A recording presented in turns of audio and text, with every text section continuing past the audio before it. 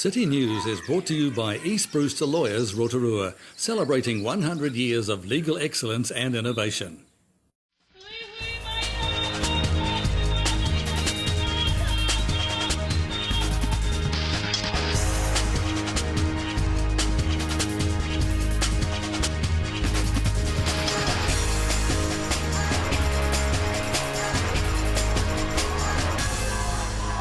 Good evening, Rotorua. Tonight on City News. The Rotorua electorate will gain Te Puke and the surrounding Western Bay of Plenty areas. The Rotorua-based Bay Trust rescue helicopter crashes over the weekend, and nominations are open for the Hospitality Awards. But first, Easter weekend might have been wet and windy, but the town was filled with holidaymakers and tourists making the most of the long weekend break. Despite the wet weather, people were out in force, with places like Central Mall completely packed with shoppers on Saturday, and the town a hive of activity, particularly yesterday, with people making the most of Easter Monday trading. Reports that hotels and motels were turning people away, with accommodation in town being fully booked. Auckland resident Sinead Miller was trying to find accommodation on Sunday night, but says everything in Rotorua was booked out and that she had to go to Hamilton for the night. Ridge's Rotorua General Manager James Billings says that although the hotel was at 100% occupancy over the weekend, they did have some cancellations due to the weather, but didn't find that they were turning people away. Under changes announced last week, the Rotorua electorate will gain Te Puke and the surrounding Western Bay of Plenty area, losing Kawerau and Murupara to the East Coast electorate. This means that the Rotorua electorate would pick up about 9,500 people from the Bay of Plenty, replacing a similar number lost to the East Coast.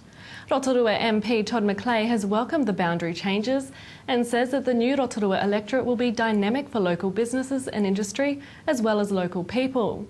Mr McClay says the new electorate is now linked by two important roads which lead directly to New Zealand's busiest port. Both the Tauranga Direct and State Highways 2 and 33 have received significant upgrades, totalling more than $500 million over the last 6 years. This investment in infrastructure is good news for Rotorua, as it reduces journey times between our city and the port by around 24 minutes. This means that the growing forestry and wood processing industries, along with other Rotorua businesses, can be more productive, leading to growth in the local economy and more jobs. A Rotorua-based Bay Trust rescue helicopter pilot and crew member have had a lucky escape after their helicopter crashed on Saturday. The rescue helicopter was trying to land at Taupō Hospital when it's believed that the tail end hit trees. Bay of Plenty police confirmed that the helicopter landed heavy upon impact on a field adjacent to the hospital, with only one member of the helicopter crew suffering minor injuries. A Civil Aviation Authority investigation into the crash is underway, with authorities saying that it's too early to determine what had happened. Rescue helicopters in Hamilton, Tauranga and Taupō will be responding to any Rotorua call-outs. The Rotorua Hospitality Awards honour the region's hospitality industry for their outstanding commitment to the exciting and vibrant business in our premier tourism destination. Nominations for the 2000 awards are now open, and for the first time in the event's history, the awards will be open for public vote due to the addition of a People's Choice Award. Rotorua Branch President of Restaurant Association of New Zealand, Sharon Wallace, says that the awards are a chance to celebrate and recognise everything and everyone that is hospitality, from the front of house team to the kitchen crew, from baristas to bar stars, from restaurant spas to top industry personalities. Ms Wallace says in previous years the awards are a platform to lifting the profile of individuals and establishments. And they've done really well. I've heard reports back. I think business has improved a lot. So it just uplifts the profile and for everybody to aspire to. Even, the people who win the individual awards, not so much the businesses. As well as the people who are the winners, such as our outstanding waiter, baristas, our bartenders, have all done really well. You can see the full interview with Ms Wallace later in the program. And in sport tonight, in the Bayfair Baywide Premier Club rugby competition, the weekend was a close game for Whakarewarewa, who beat Rangatoa by 1 point, 27-26. Rotoiti lost to Greeton 15-20. And to your weather update now. Tonight, isolated evening showers with southwesterlies dying out and an overnight low of 5. Tomorrow, Wednesday, fine with light winds, a high of 17 and a low of 6. And looking out to Thursday, Cloud increasing, a few showers spreading from the west during the afternoon, with westerlies, a high of 18 and a low of 12.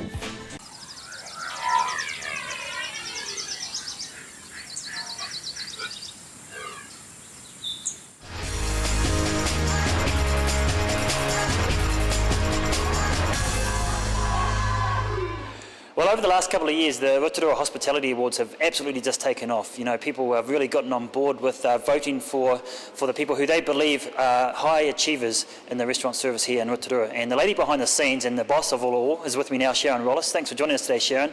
Now, I mentioned that these hospitality awards have actually just taken off here in Rotorua, and they really have, haven't they? They certainly have. They've been really popular with people and with industry, which is really that's what it's all about the hospitality industry in Rotorua. Now, last year, Sharon, we went up to the Skyline and filmed the awards and also caught up with a few winners. And one in particular was Ray Singh from Indian Star. Now, he got Best Takeaway Restaurant here in Rotorua. And since then, I've chatted to him a few times, and he said it's just done wonders for his business.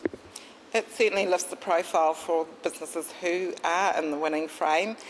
And they've done really well. I've heard reports back. I think business has improved a lot. So it just uplifts the profile and for everybody to aspire to. Even, the people who win the individual awards, not so much the businesses.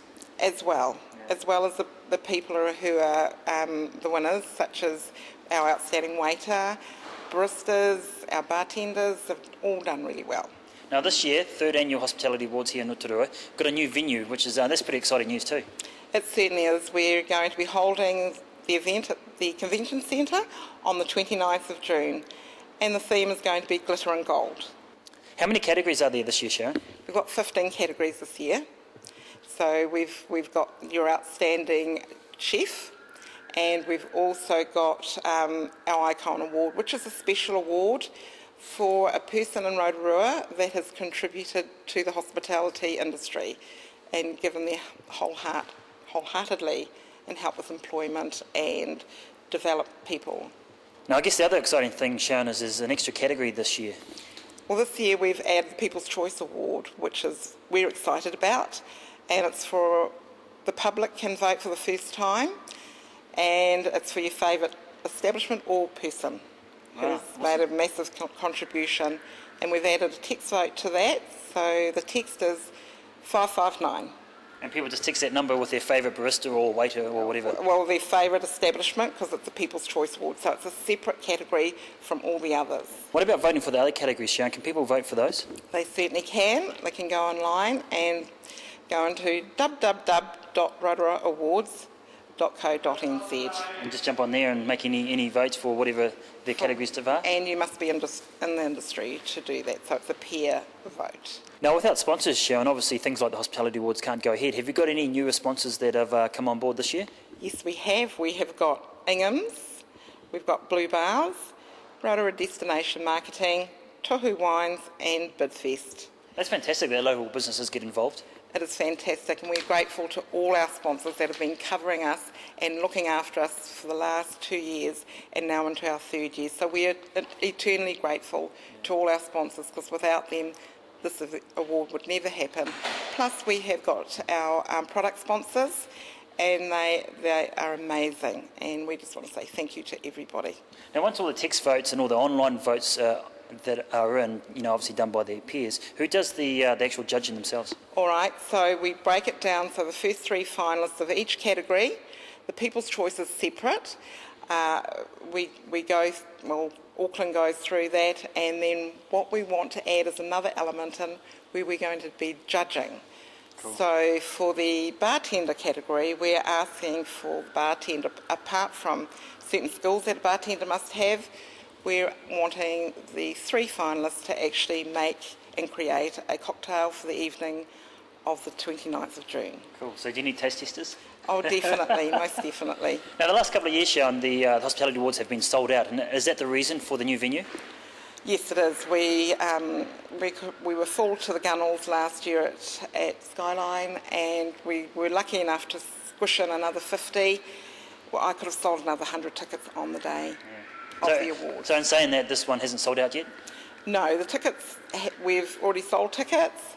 However, we have to be careful because we can't we've got to have tickets for sponsors, and we've got to also have tickets for the winners. So, yeah, there's a little element of wait and see to a certain degree, but we're quite confident that we will sell we're aiming for 400. Cool. So if someone's at home wanting to come along to the Hospitality Awards... If you're in the industry. If you're in the industry? Most definitely. So whereabouts can they get the tickets from? The tickets will be available from myself and the committee members, so Vanessa, so all that information will go out as soon as the first lot of nominations have come in. Cool, so all that information will be on that website you mentioned. Yes, that's right. Awesome, well, we're looking forward. Graham and I always love coming up and chatting with you guys and hanging out with the Hospitality Award winners. Enjoy having you as well. Yeah, it's always good. Thank you, Sharon. Thank you very much.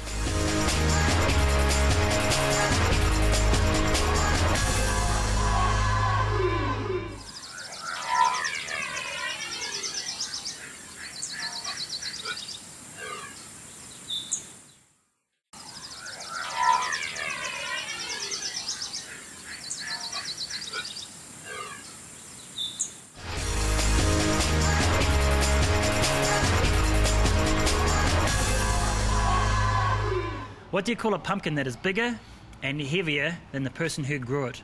You call it the winning pumpkin of the Mitre 10 Mega Biggest Pumpkin Competition, and I'm talking with a young winner and his mum, Stacey, and Dylan Joel. Thanks for joining us today, guys. Now, Dylan, tell me about your pumpkin, your very special pumpkin. Was 47.7 kgs. And how much do you weigh? I weigh 40 kgs. So your pumpkin was bigger than you. It was. And what did you win, Dylan? I won a kite, a water gun, a kids garden set,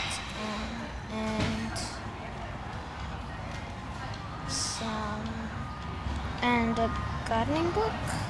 So does that mean you're going to do some gardening now for Mum? Yes. What was the reaction when you found out, Stacey? He was surprised because it was dressed, so if it wasn't the heaviest one, hopefully it could get the best dressed. But yeah, he got the best, like the heaviest, so it took two of them to pick it up. One try, and I was like, oh, a bit too heavy. Now, was this a kids' competition, or was there adults involved as well? Children only. Yeah. Yeah. So how many people did you beat, Dylan? Well, I beat 4. 4 other kids? Wow, that's pretty exciting. Now, does this winning the challenge of growing the biggest pumpkin, has that given you inspiration to become a gardener? Yes. Yeah. What is it about gardening that you like? I like planting seeds and letting it grow. What kind of seeds have you planted lately? Well, I've just planted a plum seed. Yeah. Now, next year, you've also got a special challenge that you're going to invite your school as well. Tell me about that. Well, we're going to have a pumpkin growing competition for every school, and whoever gets the heaviest will win the prize. Yeah, do you think you're going to win it again next year? Yes. Yeah. How big's your pumpkin going to be? Well, hopefully it's going to be 65 kgs. 65? Wow. And who's going to carry that one, Stacey? Well, we got offered if it gets any bigger, that the Mitre 10 truck will come out and hoist it up and bring it in, but yeah. Do you think young people, especially young kids Dylan's age, do you think it's important for them to learn about growing gardens and being sustainable? Yeah, absolutely. Because, I mean, if you can't grow your own garden, and because he's into all the sorts of things where you can provide for yourself, it just gives them a bit of knowledge as well as knowing that what they can achieve on their own. Yeah. So you're pretty excited, Dylan? Because I'm pretty happy for you, because that's a pretty big prize and a pretty big pumpkin, and you're just a little fella. Yeah. What did your friends think? Well, they thought it was awesome. Yeah. Are they pretty excited for you? Yeah. Now, we've got some photos of your award-winning pumpkin, so we'll be looking at those. Now, have you got any advice for any young gardeners, Dylan? Maybe something to help them learn how to garden, or any skills you want to teach them? I would help them if they would ask me. Yeah, what would you teach them? I'll teach them how to plant the seed and let it grow. Yeah. Cool. Well, awesome to have you guys on City News today, and I'm so happy for you guys, and I'm looking forward to seeing this big 65 kg pumpkin next year, so best of luck for growing that. Thanks, Stacey. Thanks, Dylan. Jim McCall, store manager here at Mitre 10.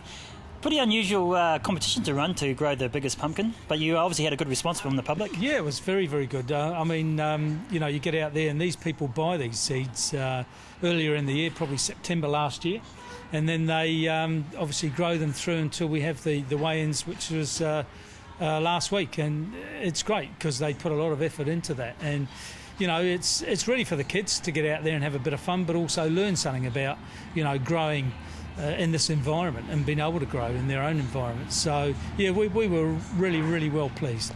Now, apart from obviously the biggest pumpkin, what sort of other categories were there, Jim? Well, there was all sorts of categories. We had the best dressed, we had the most ugliest, obviously we had the biggest there as well. So those were the three main categories it had, but there was all shapes, there was all sorts, and everybody had a good laugh. I mean, the kids themselves were quite chuffed about what they had done, irrespective of the size, or whether it looked nice or whether it looked ugly. I mean, the kids all enjoyed, I think, just watching these grow. Young Dylan that was on just before, he was saying that he used to go out to the garage in the morning and just give his pumpkin a hug before he went to school. So there you go, that just shows you the love that's involved by these kids when they're out there wanting to win a competition. But I think not just winning the competition, it's just about growing something live as well. Yeah. Now, obviously, this is the second year you guys have run the best or the biggest pumpkin. Is that something that you guys would like to continue for the future? Oh, without a doubt. I mean, we're certainly, as we've seen from the first year that we were here last year to this year, the interest that's been shown by the public and certainly by the kids involved. Next year we're hoping to get out, as young Dylan said, and get out to the schools and really promote this and see if we can get the schools on board to see what they can do as far as growing and using their school environment and the kids there to grow a pumpkin. Now, I asked Dylan and his mum, do you think it's important for our young kids to learn about organic growing and things like that? What's your opinion, Jim? Without a doubt. I mean, in today's day and age, I think all of us like to get in there and see what we can do with tomato plants and pumpkins and capsicums and all the things that are available to us. So it is really, really good to see that the kids of this age are getting involved in probably our future and their future going on, of how they can grow things in this environment. Good stuff. Cheers, Jim.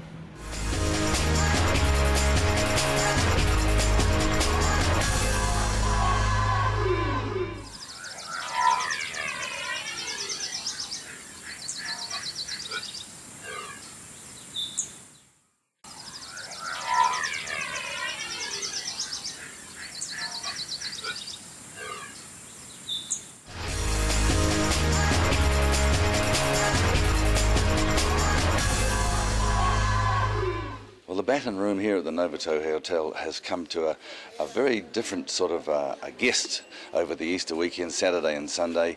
It's the annual Antiques Fair, and with me is Diane Akers. Diane, you're one of many experts here, so they picked you and delegated you to talk to me. You're from Auckland. I am. A little bit about what's going on here, where they all come from and so on. Okay, we're a trust, the Antique Fair Charitable Trust, and we run fairs throughout New Zealand, from as far south as Invercargill right up to Whangarei, about 28 a year. And from the proceeds of the door entry, we donate to hospices around New Zealand. So in this particular case, the Rotorua Hospice is going to benefit. Absolutely. And it's run over 2 days, so there's obviously been a lot of opportunity for people to come here. When I walked in here, I couldn't believe what I saw. It's just absolutely sparkling with all sorts of exhibits and so on. But let's go straight into the whole idea of antiques now. I suppose with regard to more exposure, things like Antiques Roadshow and things like that people can see. Is there a resurgence, do you think, among people that maybe I've got something stuck out the back, or I've inherited something that could be worth something?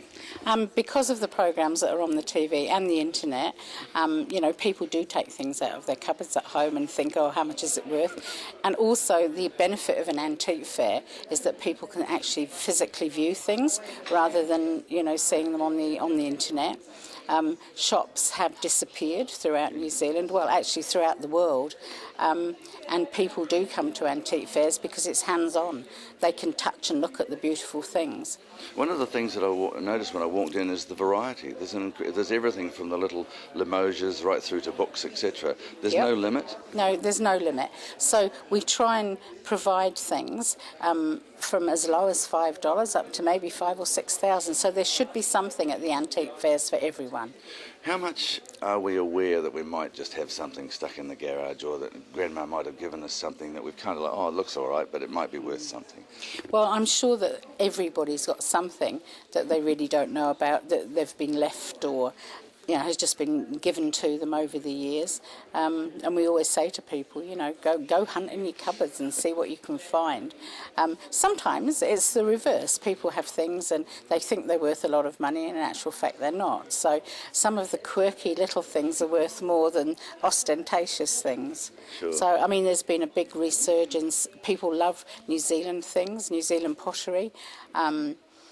So things like the Crown Lynn swans, everybody wants them at the moment. Crown Lynn is valuable now, isn't it? Some of it is, yes. Whereas Not all of it, once upon a time it was part of our everyday life, wasn't absolutely, it? Yeah, absolutely. Now, people like yourself are here manning the stalls, etc. Yep. And obviously, as I said, you're from Auckland. There's people from Christchurch and Tauranga and so on. There is. You bring with you today, and I think it's fair to say you bring with you expertise. I noticed before we were filming that you were taking a woman's ring and valuing it, or seeing what it was, whether it was sterling silver and whether it had diamonds and so on. You bring that expertise along with a lot of other people here. Well, lots of people bring things in and ask us if we can give our opinion on them. We don't charge people for that.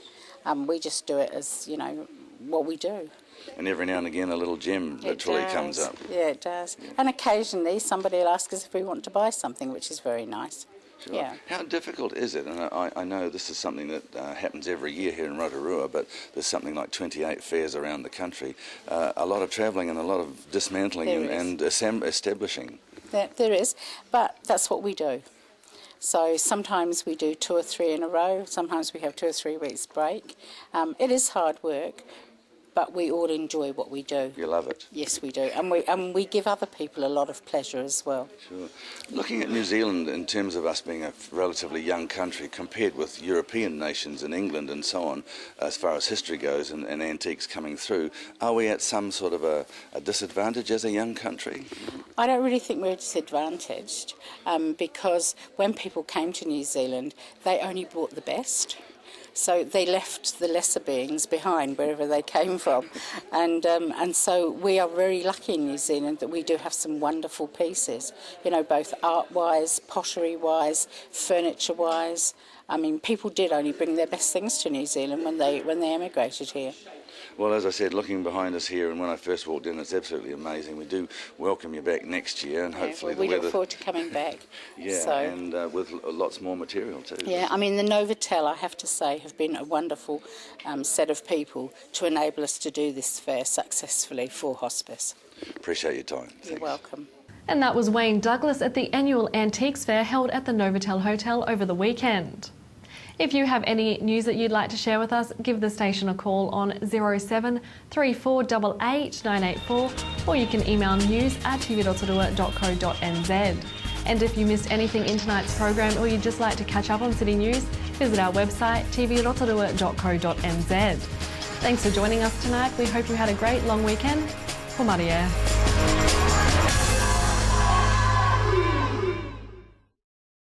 Supporting local content so you can see more of New Zealand on air. City News was brought to you by East Brewster Lawyers Rotorua, celebrating 100 years of legal excellence and innovation.